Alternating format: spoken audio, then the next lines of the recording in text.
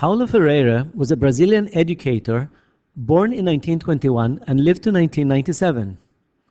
He is mostly known for his work on critical pedagogy and his influential book, Pedagogy of the Oppressed, which was first published in Portuguese in 1968.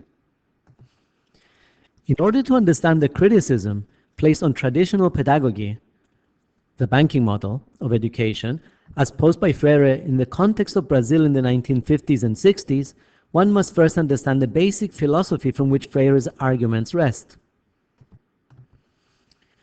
Although the text is heavily dependent on Marxist terminology, Freire's socioeconomic background and the context in which he was writing was the brutal dictatorship that engulfed Brazil in the 50s and 60s, in which only the vested interests of the very elite were held in esteem.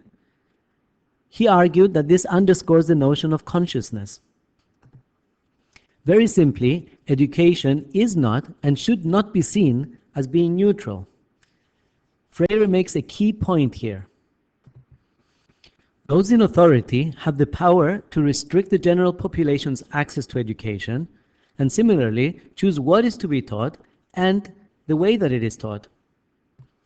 Freire sees this as a means towards the manipulation of thought and conscience. Of course, the overriding aim of this kind of control is to prevent a rising of the masses. Freire is concerned with the concept of conscientização, which is loosely translated as critical consciousness. What he meant by this is for people to gain awareness of the political, economic, and social contradictions and rise up against the perceived oppression. To persuade, he stresses his own working class origins in order to illustrate his personal journey towards consciousness raising. He implores the working and the lower classes to rid of themselves of the fear of change of the status quo. In other words, to rid of themselves of the oppressed status. Pedagogy is one means in which this can happen, and as Freire states, political action on the side of the oppressed must be pedagogical action. Freire outlines that there are two stages by which a liberalizing education practice can be achieved. The first stage, unsurprisingly of course, involves the unveiling of oppression through praxis. This will nullify the potential of dialectics of the oppressor, and here the oppressed become the oppressor. And the second stage involves the handing over of the pedagogy to the oppressed. Freire warns against propaganda and advocates dialogue as a means towards gaining critical consciousness. Critical reflection of traditional educational policies is the paramount point here.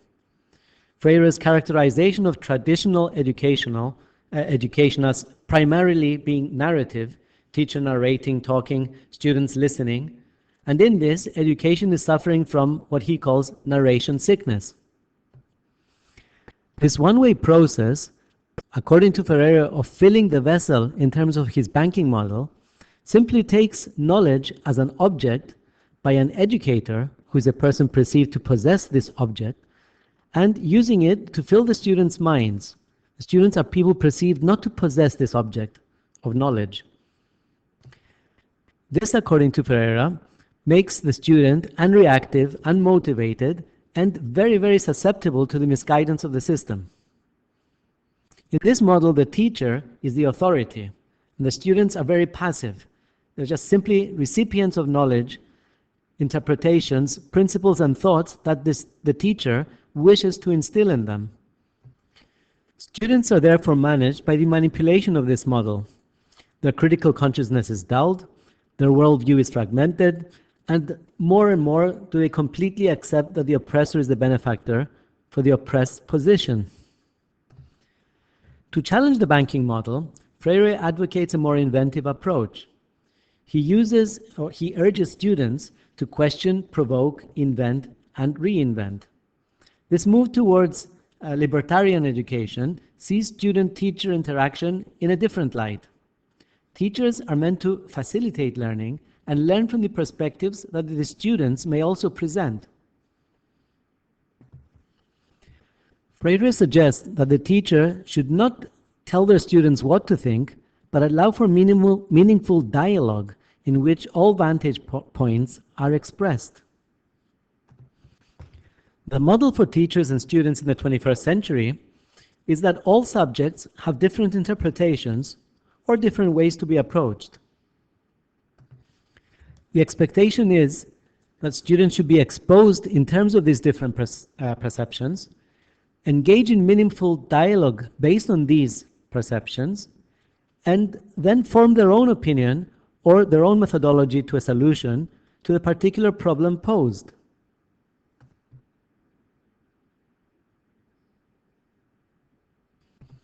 I have 4 points to make here. Number 1, Freire calls upon the oppressed to liberate themselves from the indoctrination spelled out by the narrators of the banking model. The process by which this will happen, however, is left very vague. Besides the aspect of knowledge is also the aspect of motivation. Where will the motivation to challenge come from?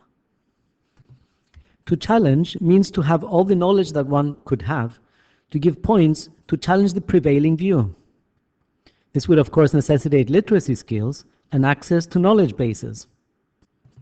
Not only this, but it will necessitate a motivation to challenge. There are times in which the oppressed may not wish to engage in armed struggle against the oppressors because the alternatives may seem too bleak or even too vague. So what Freire hasn't factored in is the aspect of ambivalence on the part of the majority of the population. What do you do as a teacher when sometimes students want to be told what to do? Not everybody is meant to be or desires to be an active participant in their education or even in their lives in general. Well, number 2, Freire does not address the structural elements that may deter many of the oppressed from actually actively seeking these transformations. Because the educational system affords vocational privilege, many would resist this kind of change. And those from even the lower classes will espouse to climb the socioeconomic ladder by way of education. Number 3, the only practical advice Freire poses towards the elimination of the banking model is dialogue. Of course, it is certainly true that dialogue is a means by which to interact and exchange thoughts, ideas, and personal experiences. As Freire put it, the logos supersedes the doxa. However, a question remains. How would a teacher engage in meaningful dialogue with their students without having something to talk about? What knowledge or real-life experiences beyond the immediate would a student be able to contribute if both of these elements are limited? In a sense, then, the teacher must facilitate learning through the knowledge presented. Does this make the student passive because they must accept this knowledge? Must the student seek further knowledge on a particular subject independent from that presented in formal education? And where would they gain this information or knowledge if not an expert in the field? Freire comments that a liberating education consists in acts of cognition, not a transfer of information. If people are meant to teach each other, teacher, student, student, teacher, what will they teach if they have no knowledge or information about a particular discipline or subject? Freire continuously refers to information as an object. From the philosophical standpoint, this is a nightmare. Freire assumes that students will rise up to the challenge of this new model of liberated education, even if it were in place. Gradually, he believes that students will commit themselves to self-reflection and self-exploration in a problem-posing education. Well, looking at my classes, this seems to be a very idealistic and utopian image. Of course, it's up to me to try and correct that. One can, of course, extend the idea beyond the classroom. Oppression happening from other sources, outside the schooling education, which more dynamically enforce the idea that nothing can change. Our exposure and fascination as people with entertainment options that distract without providing challenge. impressions that we get from advertising, from movies, TV, even the news, and magazines, all consolidate the belief that a system is set up and nothing can change. We simply have to fit in. So can the ideas provided in 21st century learning be enough to overcome the oppression provided in today's media culture?